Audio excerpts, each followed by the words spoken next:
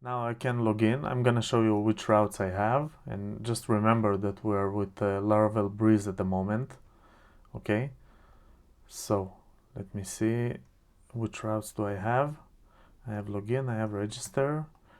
Inside register, inside login, I have forgot password. Wait, register, login. I have forgot password, and I have lots of other stuff. I have email verification. I have ability to reset my password. I have more routes, but you can go over the routes. Let me see if it installed it directly here. Yeah, you can see all the auth routes here, and the rest of the installed routes. You see that gutter icons, gutter color. Sorry, that is what been added by Laravel Breeze installation. I have dashboard routes, the profile routes, and the auth routes here. So let's continue. Let's see, you see the interface. This is Laravel Breeze interface. By the way, jetstream also looks almost identical to those auth routes.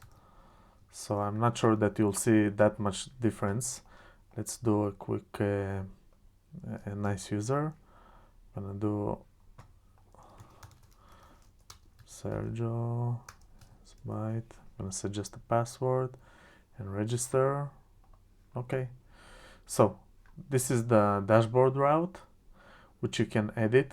You can do pretty much whatever you want. Since I installed it with Alpine and Blade, usually it's in resources, views, and here you can do whatever you want. You can touch the components, since this is the big advantage of the starter kits, is that they install the code. Why do they call it starter kit? Because usually you install it on the start of your project, and you get right from the start, you get a major head start. You get authentication routes. Usually they use Fortify, which we'll talk a little bit later, but you get the authentication routes, you get the registration, email verification route, password reset route, and a nice dashboard template, which you can build upon. And if you don't use that, you have to build everything by yourself. You have to build all this functionality by yourself. And if you use that, it can save you, I think, at least a couple of days of work.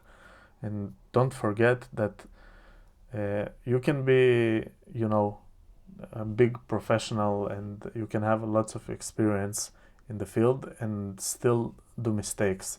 And those controllers, routes, and actions, and almost every bit of code here is tested, and it's not new code. It's code that runs for years now.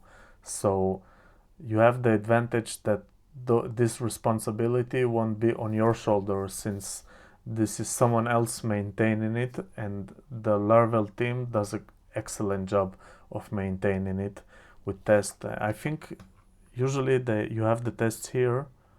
Let me see. Yeah, you have the tests here also, but since this is a Breeze test and not Jetstream test, the test suite is pretty small.